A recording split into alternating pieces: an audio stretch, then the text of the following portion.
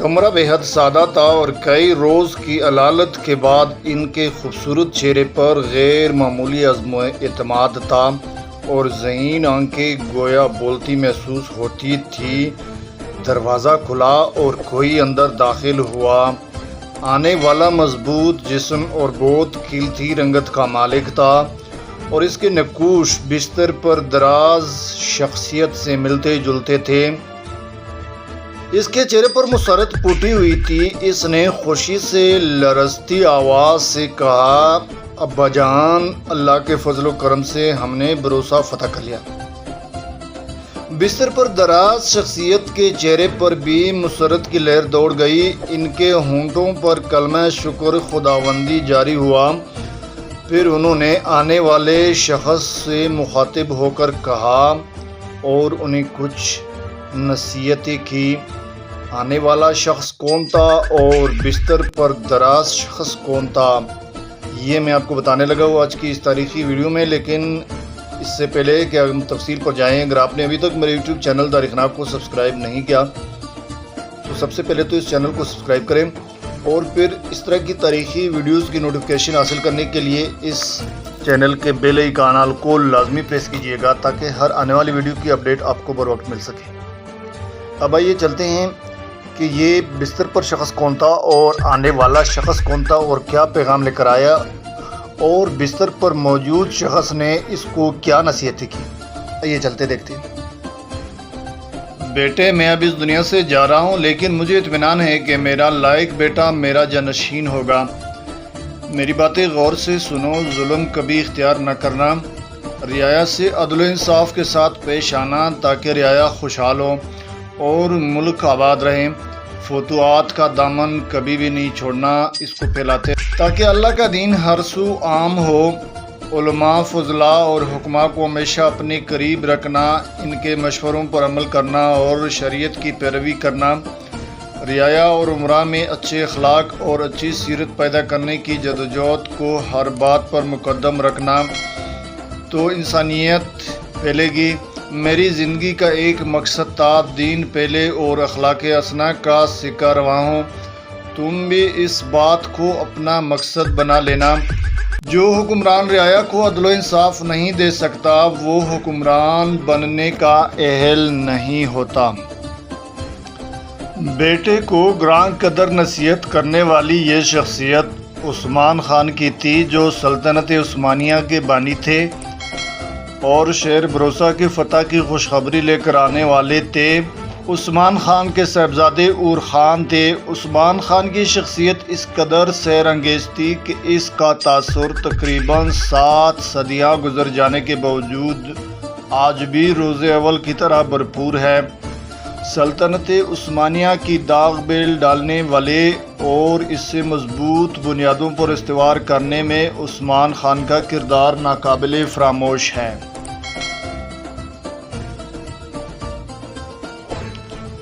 آپ نے مسلمانوں مظالم سے نجات دلانے کے لیے پرچم جہاد بلند کیا، اپنے سے کئی گنا بڑی طاقتوں کی آنکھوں میں آنکھیں ڈال کر اسے للکارا اور کئی محاذوں پر اسے شکست کا سامنا کرنے پر مجبور کر دیا۔ کفار کے خلاف جہاد کرنے کی وجہ سے آپ کو عثمان غازی بھی کہا جاتا ہے۔ عثمان خان کا تعلق ترکوں کے قبیلے اوغوز سے ہے۔ اس قبیلے کے مورث اعلیٰ اوغوز خان تھے۔ اس قبیلے سے تعلق رکھنے والے ترکان غز کہلاتے تھے۔ 7ویں صدی ہجری بمطابق 13 صدی عیسوی میں جب چنگیز خان اور اس کے بیٹوں نے عالم اسلام پر یلغار کی تو ترکان غز کا ایک قبیلہ اپنا وطن خراسان چھوڑ کر ماہان چلا گیا۔ ماہان موجودہ روس میں ترکستان کے مشہور شہر مرو کے قریب ایک گاؤں ہے۔ ماہان کی تباہی کے بعد اس قبیلے کے سربراہ سلیمان شاہ 597 ہجری بمطابق 1200 عیسوی میں اناطولیہ چلے آئے۔ اناطولیہ سے مراد موجودہ ترکی کا وہ حصہ ہے جو ایشیا میں شامل ہے۔ جب یہ قافلہ حلب کے قریب دریائے فرات پر پہنچا تو سلیمان شاہ دریا پار کرتے ہوئے پانی میں ڈوب کر جان بحق ہو گئے۔ ان کو قلعہ حجر کے سامنے دفن کیا گیا۔ ان کی قبر کو ترک مزاری کہتے ہیں اور آج بھی یہ قائم ہیں۔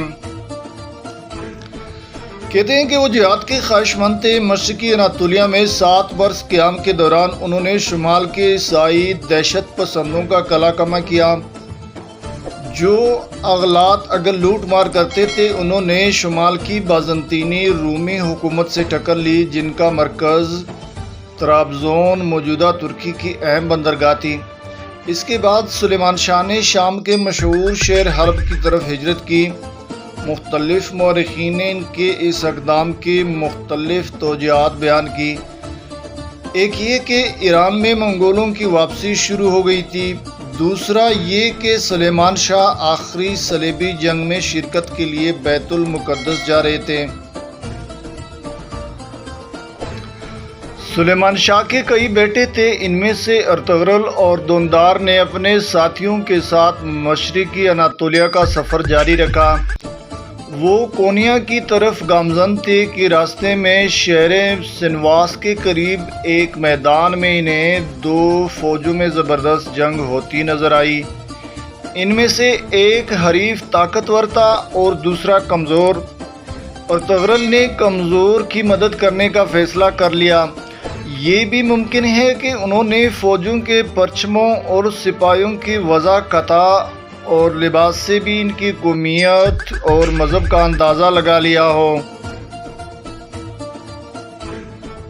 بہرحال ارطغرل کے پاس حالانکہ صرف 444 سوار تھے، لیکن وہ اس مختصر سی جمعیت کو لے کر اس طاقتور فوج پر بجلی کی طرح ٹوٹ پڑے، جو ایک کمزور فوج کے سپاہیوں کو مار رہی تھی۔ یہ حملہ اس قدر اچانک تھا کہ اس بڑی فوج کے افسروں اور سپاہیوں کو یہی گمان گزرا کہ حریف کو کئی سے تازہ دم سپاہیوں کی بڑی کومک حاصل ہو گئی ہے۔ اس زبردست فوج کے سپاہیوں کے قدم اکھڑ گئے اور وہ بھاگنے پر مجبور ہو گئے۔ جب میدان صاف ہو گیا تو فاتح فوج کے سپہ سالار نے یہ جاننے کی کوشش کی کہ یہ کون لوگ تھے جو ایک نازک موقع پر رحمت کے فرشتے بن کر آئے۔ تعارف کی رسم ادا ہوئی تو انکشاف ہوا کہ بھاگنے والی فوج منگولوں کی تھی اور ارطغرل اور ان کے ساتھیوں نے جس فوج کی مدد کی تھی وہ سلجوقی حکمران علاؤ الدین کے اقباط کی فوج تھی۔ علاؤ الدین کے اقباط نے ارطغرل کی بہادری اور جوان مردی کے اعتراف کے طور پر انہیں ایک علاقے کا حاکم بنا دیا۔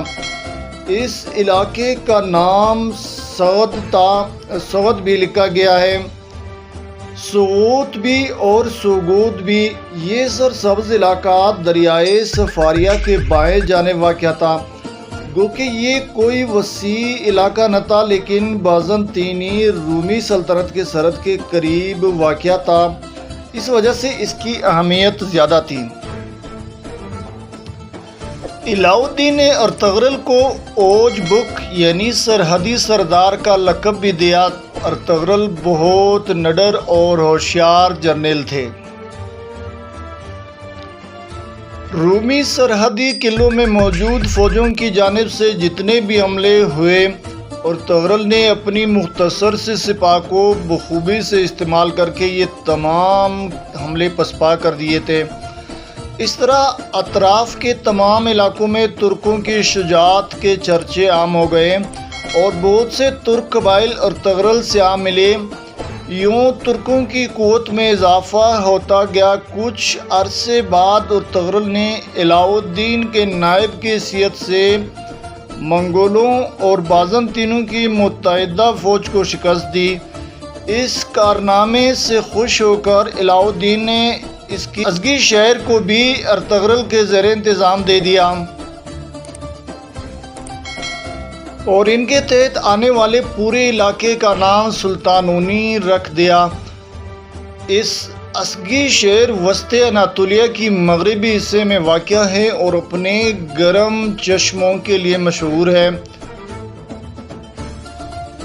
علاؤ الدین نے ارطغرل کو اپنی فوج کے مقدمۃ الجیش یعنی ہر اول دستے کا سالار بھی مقرر کر دیا۔ سلطانونی کا علاقہ بھی بہت سرسبز تھا، اس کے بڑے حصے میں گیہوں کی کاشت ہوتی تھی اور انگور کے باغات کی کثرت تھی۔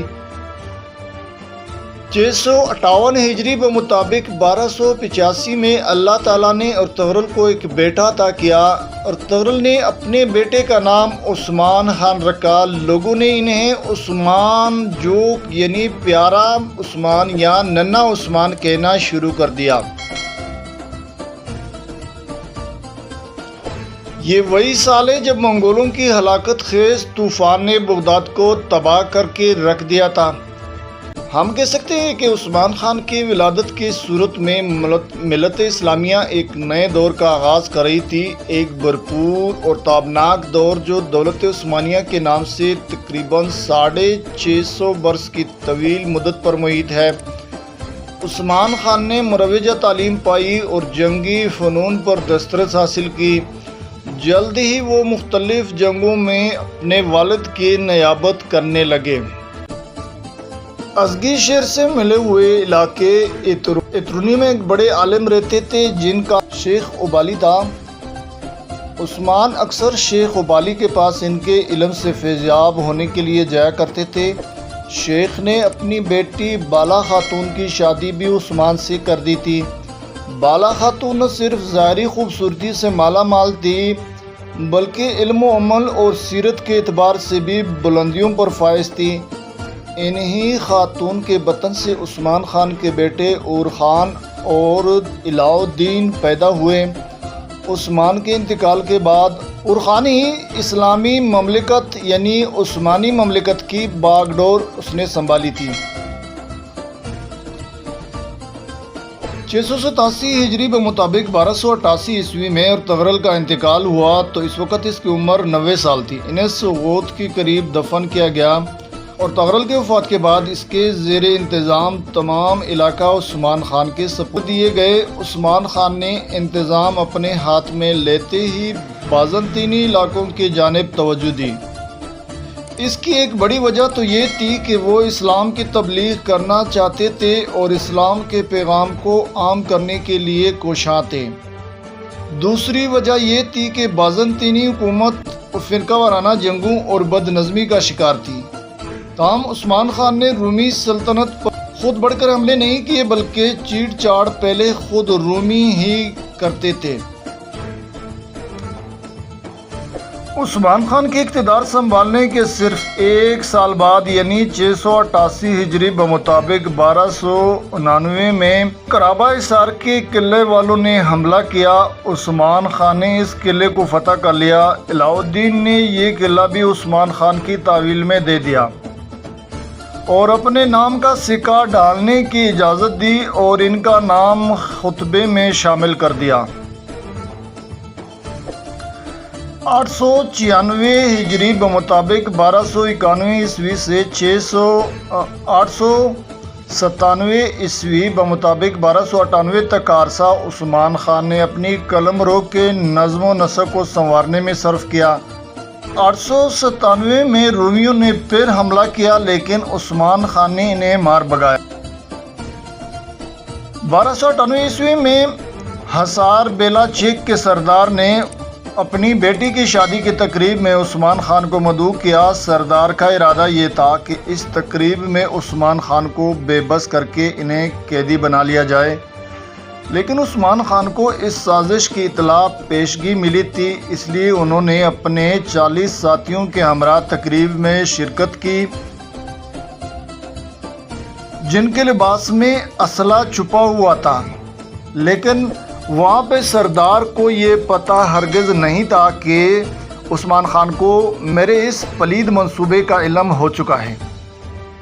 لہٰذا جب عثمان خان کے ساتھی وہاں پر پہنچ گئے، شرکت کی شادی میں وہاں پہ محفل میں بیٹھے ہوئے ہیں، جب اس کو احساس ہونے لگا کہ سردار کے بندے اب انہیں پکڑ رہے تو انہوں نے انتہائی چابک دستی سے اپنے بندوں کو اشارہ کیا اور ان پہ ٹوٹ پڑے اور بڑی آسانی سے ان کو شکست دی اور قلعے پر عثمان اور اس کے ساتھیوں کا قبضہ ہونے لگا۔